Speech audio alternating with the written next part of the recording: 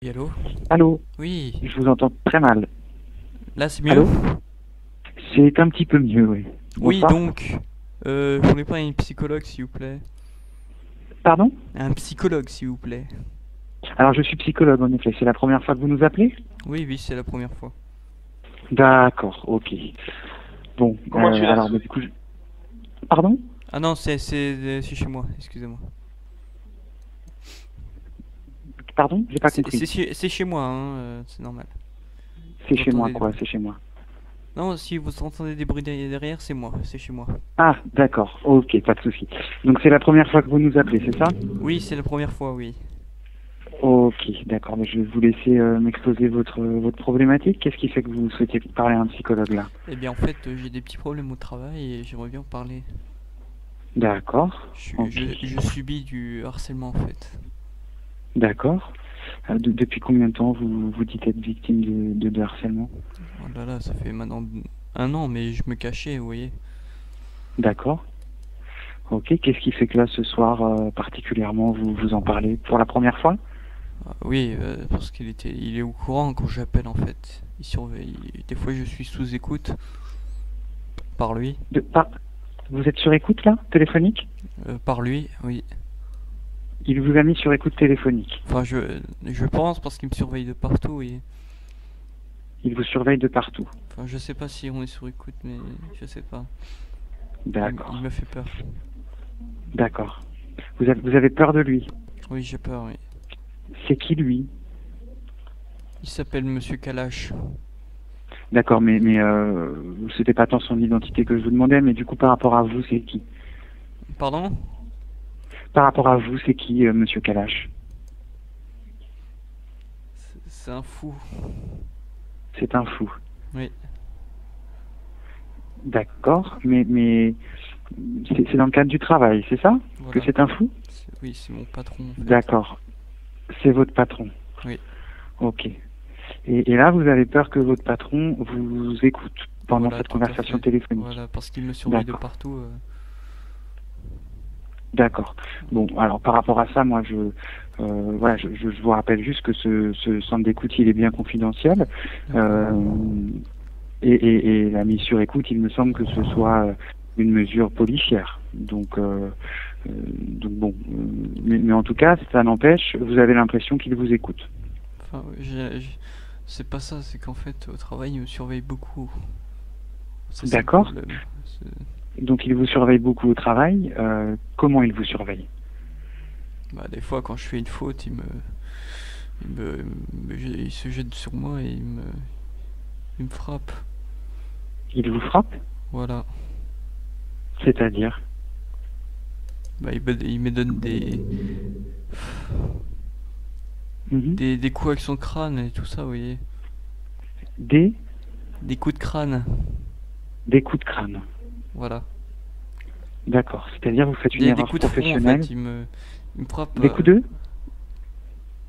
de fouet? Non, il me frappe avec son front. D'accord. Il vous frappe avec votre front. C'est des, entre Non, guillemets, sans des coups de front. boule. Hein? Avec son front, il me tape. Avec son front. Oui. Faut D'accord. que j'en parle, C'est monsieur. arrivé combien de fois? Ça fait plus de plus de 8 mois environ. Ça fait 8 mois que ça dure? Oui. Donc il vous a frappé pour la première fois il y a 8 mois. Voilà. D'accord. Bon, là vous n'êtes pas en arrêt maladie actuellement. Non. Non? Non.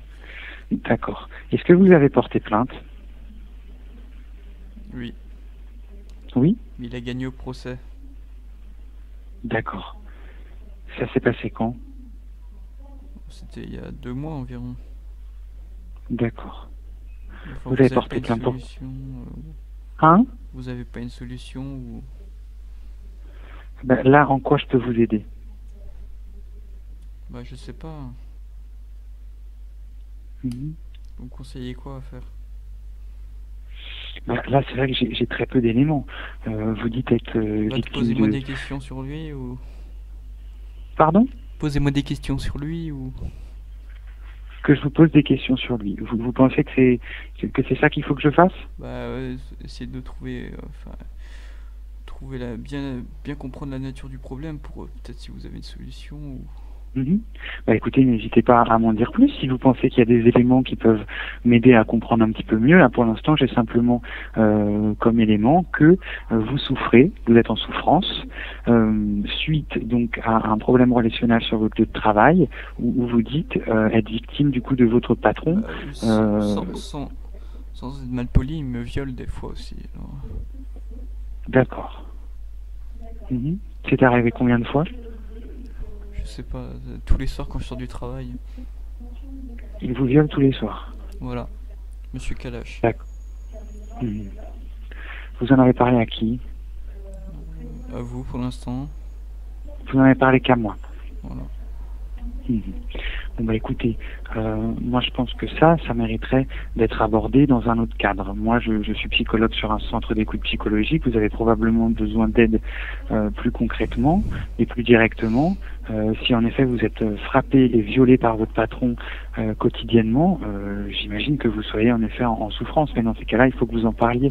Moi je pense que vous devriez consulter un psychiatre et peut-être éventuellement, si c'est pas déjà fait, donc aller porter plainte pour ces viols. Si vous n'en avez pas il déjà. fait des attouchements avec son crâne des fois. Des attouchements avec son crâne. J'en peux plus. J'en peux plus. S'il vous plaît, aidez-moi. Mhm. Mhm. Écoutez, monsieur, là, moi, je suis inquiet pour vous quand même. Ce que vous dites, c'est quand même grave, ce qui a l'air de se passer. Je vais essayer de vous donner un numéro. C'est le numéro de l'INAVEM. C'est l'Institut national d'aide aux victimes et de médiation.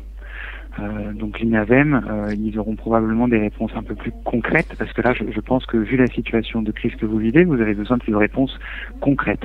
Là, si vous êtes victime quotidiennement de harcèlement sexuel, de viol et de violence physique, je ne crois pas que le psychologue soit forcément la première intention. Vous avez d'abord besoin et de violence crânienne aussi. Vous avez d'abord besoin de sortir de cette situation. En l'occurrence, je vous conseille, moi, deux choses. La première, d'appeler l'INAVEM. Je vais vous donner leur numéro. Et la seconde, ce serait d'appeler votre médecin traitant et de prendre rendez-vous. Il a déjà essayé de m'aspirer aussi. De vous aspirer? Oui. C'est-à-dire de vous aspirer?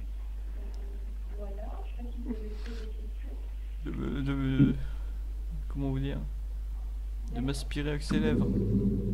Il m'a dit qu'il allait me faire. Il a dit qu'il allait m'aspirer avec ses lèvres. Vous aspirez quoi? Il m'a dit qu'il allait m'aspirer avec ses lèvres. Ça veut dire quoi? Je sais pas. D'accord. Bon, écoutez, monsieur, vous êtes en grande souffrance, vous n'êtes pas encore en arrêt maladie. Je pense que la première étape, c'est d'aller consulter dès tout de suite votre médecin traitant. Donc là, moi, je vous conseille, dès qu'on va raccrocher, d'appeler votre médecin traitant, de lui demander un rendez-vous assez urgent. Là, vous êtes en week-end? Oui. D'accord. Donc l'idée, ce serait de le voir soit ce soir si possible, soit dès demain, de lui parler de tout ça, de toute votre souffrance, de tout ce qui se passe. Il est tenu au secret professionnel, donc n'ayez pas peur. Il va pas vous écouter votre patron vous écoutera pas pendant cet entretien médical. Il faut que vous en parliez à votre médecin traitant, qui puisse éventuellement vous prescrire un arrêt maladie. Dans le même temps, je pense que ce serait bien en effet de contacter l'INAVEM. Des fois, il y a sa sœur qui vient au travail et c'est pareil pour elle. La sœur de qui? De Monsieur Kalash. D'accord. Et c'est pareil pour elle. Elle s'appelle Jupiter aussi. Elle s'appelle? Elle s'appelle Jupiter. Qui? Sa sœur. Bon, c'est son prénom. Madame Jupiter. La sœur de Monsieur Kalash, qui s'appelle Jupiter, est elle aussi victime de viol? Voilà. C'est ça. D'accord. Bon, écoutez, moi, monsieur, je pense qu'en effet, la situation que vous vivez est inquiétante. Vraiment, je vous le dis une dernière fois. Vous avez de quoi noter, là? Oui. Je vais vous donner le numéro de l'association dont je vous parlais tout à l'heure. C'est le 08. D'accord. 842. Oui. 846. D'accord. 37. D'accord. Donc ils sont joignables 7 jours sur 7 de 9 heures à 21 heures. C'est donc un espace d'aide aux victimes pour les personnes victimes de violences physiques, sexuelles, conjugales ou autres. Et vous avez des personnes qui peuvent vous répondre selon. Mais je pense qu'avant d'appeler ce numéro-là, il y a une urgence. C'est tout de suite dès qu'on raccroche d'appeler votre médecin traitant. De lui dire Ces que vous chicots êtes... me font peur. Qu'est-ce qu'il y a? Ces chicots me font peur. De qui? Monsieur Kalash. D'accord, j'entends. Et c'est pour ça que là, il faut pas retourner au travail dans cette situation-là. Vous êtes en souffrance. Là, la priorité, c'est de prendre soin de vous protéger. D'accord. Merci Donc, beaucoup pour de vous votre appel, protéger, monsieur, vous me rassurez. je vous en prie, pour vous protéger et prendre soin de vous, il faut que vous alliez consulter votre médecin, qui puisse vous prescrire un arrêt. Et par la suite, je pense que ce sera bien d'aller voir un psychiatre. D'accord? Donc, à la limite, dès que vous allez voir votre médecin traitant, parlez-lui de tout ça, dites-lui que vous êtes en grande souffrance et que vous auriez besoin d'être orienté vers un psychiatre. D'accord? D'accord. Vous dites ça à votre médecin traitant et derrière, l'arrêt maladie, ça va vous permettre de sortir de cette situation-là et la prise en charge vers le psychiatre, de vous protéger et de vous prendre en soin. Ok? D'accord. Ok? Merci beaucoup. Bon, je vous en prie. Bon courage. Prenez soin de vous. Merci, au revoir. Au revoir.